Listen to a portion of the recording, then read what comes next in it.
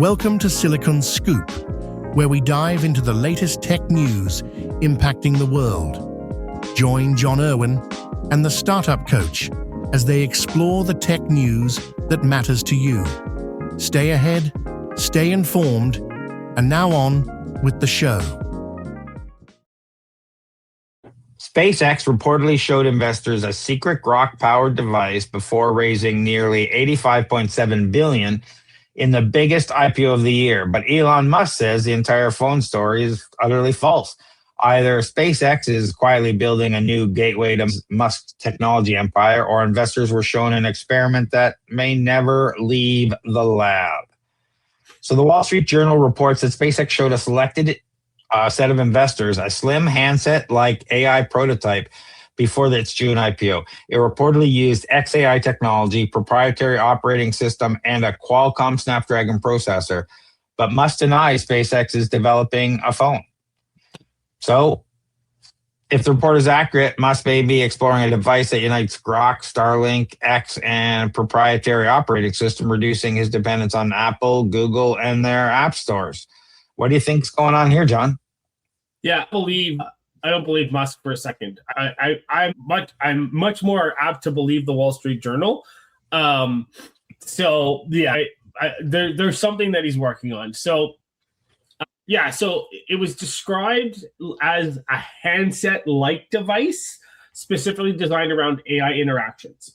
And so the reported characteristics included thinner than an iPhone, obviously a Qualcomm Snapdragon processor, their own proprietary operating system, native integration with XAI models, which I wouldn't buy it just for that right away. Again, like you said, possible Starlink connectivity and an AI-first user interface. And so the question is why build dedicated AI hardware? Well, today's smartphones, they were designed around touchscreens, right? It's crazy. I still miss my BlackBerry Bold and all those, but generative AI changes that assumption that you should be using touchscreens, because modern AI assistants can understand natural language, they can remember conversations, they can complete workflows, they can retrieve information, and they can automate actions. And so traditional operating systems were never designed around continuously running intelligent agents. And so a native operating system could instead make the AI itself the home screen, which I don't know if I'm ready for. Do you think you're ready for an AI-centric OS that kind of you just talk to instead of touching and opening up apps and stuff like that? What are your thoughts? I think it's the future. The more I work with my AI agents and the more AI agents I have, the more I want more channels to talk to them so I can get them to do more things at once. So yes. Some of us are ahead of the curve on that. I won't say I'm ahead. There's lots of people farther ahead than me, but the point I'm making is, yes, I can see this. Now, said you don't believe a word Elon Musk says, and that's perfectly fine. I think when all of this happens, everybody's got to do what they got to do to protect their company, their reputation, their stock, whatever. So that's fine. But Elon specifically says he denies they're developing a phone. He didn't say we're not developing a hardware device. He didn't say, so I just want to, Okay. You're and that makes sense that Elon would say something that specific. Yeah, for sure. To, twist it so he can come back and say, hey, guess what? It's not, you can use it for a phone, but it's an iPad-like device, or it's an A-first control that can, talk to the data center, talk to all your cloud stuff, talk to your agents, use local-based hard AI that doesn't cost a bunch of money. Now, this is where we're heading. And I don't know if they're going to do it here or not, because we're just speculating here, but we're heading to open models or free models that run on your hardware and only go into the cloud for the bigger runs, because they need to start distributing the CPU again. So if you're saying, hey, what's the weather like today? Should I grab an umbrella? Well, let's run that on local AI. You're not doing a stock market analysis or creating, there's a bunch of stuff. You can start taking these jobs. And when you start looking at like ChatGPT's analysis on what people are using it for, most of it is just common everyday tasks, not actual work. So when you start saying that, okay, these data centers are costing billions and billions to run, but we have a plan to take a big chunk of the traffic that's coming to us off and doing it local so we can focus on the big stuff. That means our data centers get opened up and can serve more people and do all that stuff. And people can't afford to be paying $50 per million output tokens and more just to get, weather reports or, jokes or whatever they're using. So I think there's a change here. OpenAI is doing something. Apple's suing them for doing something. Yeah, we can cover that next time. Yeah. Assuming that they took all these hardware people and they're taking design principles and stuff. So everybody's on a rush to do this AI-centric hardware. But we've seen it fail with the Humane AI pin, the Rabbit R1. But just because the Rabbit R1 failed doesn't mean it was the wrong idea. I was using Microsoft tablets based on Windows long before the iPad came out. The idea was good. The hardware wasn't there yet. Yeah. And I agree. There is a move to something, and who knows what it is. Like when we made the leap from, was it touchscreen? Yeah, I guess they weren't yet. From the BlackBerry Bold to the iPhone. That was a huge leap, and there was a lot of negativity around it, and it took a while. So I think we're in that era. I guess because I can't picture what it would look like, I'm getting older. I'm getting set in my ways. So it'll be interesting. I know, just a sidebar, Commodore just released. They're going backwards. They released a flip phone that gets rid of all social media. It's a smartphone running on Linux, but runs most Android apps. But I kind of like that. And there's companies releasing BlackBerry type devices because people want the hardware keyboard back. So it's going to be interesting to see what the next popular iteration or generation of device that would be AI centric will look like. Is it going to be Elon that releases it? Is it going to be Apple? I doubt Apple because they're not as innovative as they used to be. Again, we can debate that anytime, but it's interesting. What do you think? Do you have an idea in mind on who's going to release the next iterative device that people are going to fall in love with? It's hard to say. I agree with Apple's lost a lot of their design mojo. So we'll have to see, iPad was their last big device, and that was really still a Steve Jobs thing, wasn't it? And the Apple Watch, I think, was a Tim device. Wasn't that Jony Ive still? Well, I think it was Tim and Johnny Ives. But I mean, the point is, I think that was not a Steve Jobs device. It was in the new era after Steve Jobs. That's the only big device that's been popular after Steve Jobs is all I'm trying to get at. So I don't know if they got anything left in the tank. Everybody's trying to move this way. When every one of my computers have some sort of AI agent on it, Claude, OpenAI, whatever, now have their apps now connect to their agents that are on your desktop that run and control your desktop. So you can literally just say, install this, do this, whatever, and it'll just do it on your machine. And once the world starts understanding that, the game will change. But because literally I'm setting up new client machines, one of the first thing I do is set up their AI agent on it to help me set up and document everything we do. So we've got it all configured and ready to go. And then having that connectivity. So no matter where I am, I can continue to work. I can get my status updates, reports. It has all this stuff. They're all moving towards that. They all have apps. They all have this thing now. So why not now move towards a hardware that can kind of separate some of the requests? Not everything has to go.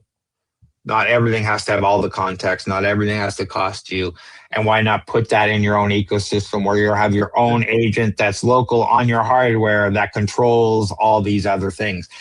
It is the future because people are realizing that he who controls the harness controls the world. And as soon as they can build harness in the hardware that's on your device. They're removing the moat of or creating the moat. The competition can't necessarily jump in. If you're running a SpaceX device, you're not going to be getting the same stuff as an OpenAI experience or maybe an OpenClaw experience. Yeah. The one thing about this device that could be a differentiator is the Starlink connection, right? Because if you have a future AI-centric device connected through Starlink, it could theoretically provide global connectivity, Yes. remote connectivity, disaster communications, maritime coverage, and aviation connectivity. So, like, you'd literally, because, like, oh, by the way, never take via rail. Their Wi-Fi sucks, and it's sucked for years. But when I was on the train, I could barely use mobile data. I couldn't use Wi-Fi. Maybe having Starlink could have been a much better option.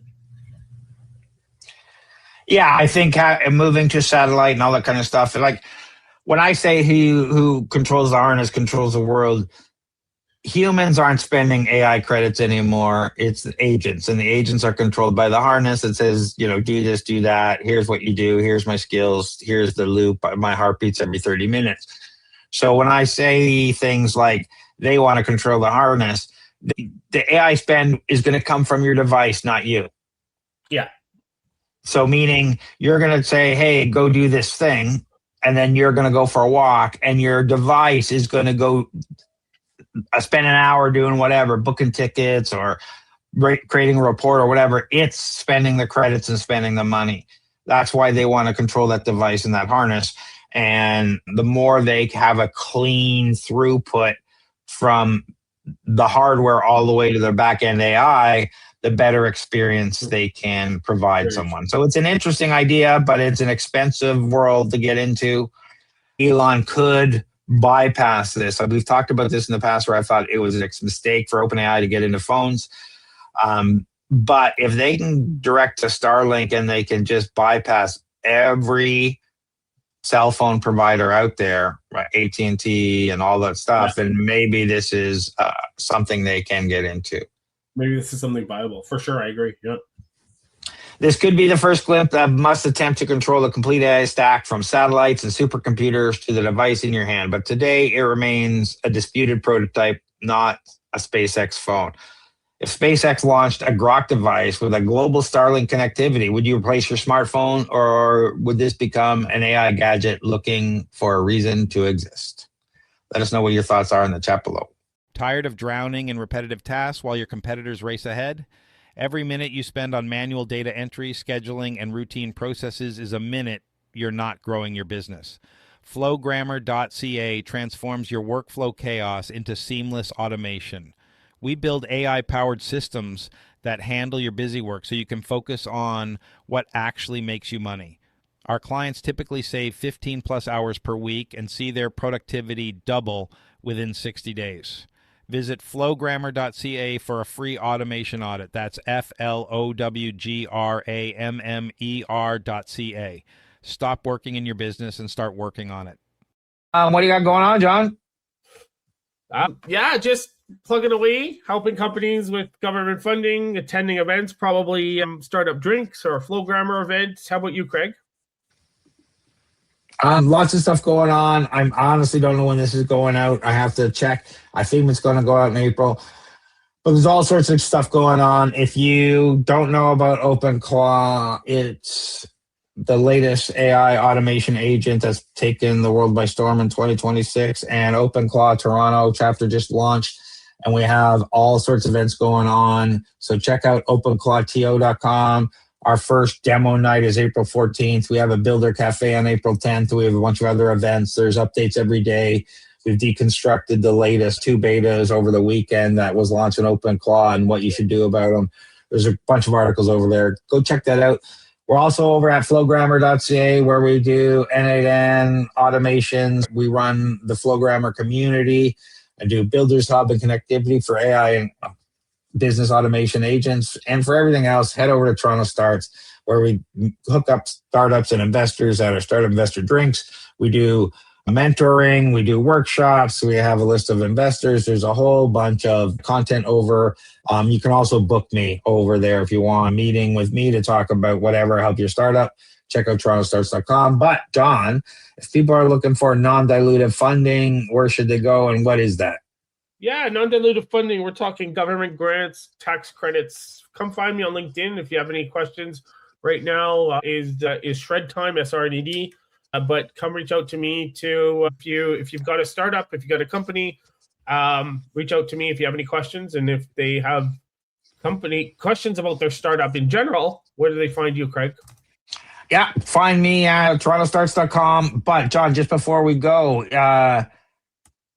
something's open right now, and it's closing May 31st. Thank you. Can Export. And what? Yeah. So what if should you have people at know least about that? 300,000 in revenue in the previous year, and you're looking to expand outside of Canada, reach out to me, and we can put together. We can talk about an application for Can Export. All the links we talked about will be in the show notes wherever you're watching this. Thanks for watching, everybody. Leave us a comment, give us a like, give us a subscribe. We really appreciate it. Thanks, everyone. Thanks, everyone. Thanks for tuning in to Silicon Scoop. We hope you enjoyed this episode's dive into the latest tech news. Stay connected with John Irwin and the Startup Coach on LinkedIn and subscribe for more insights and updates. Until next time, stay ahead, stay informed.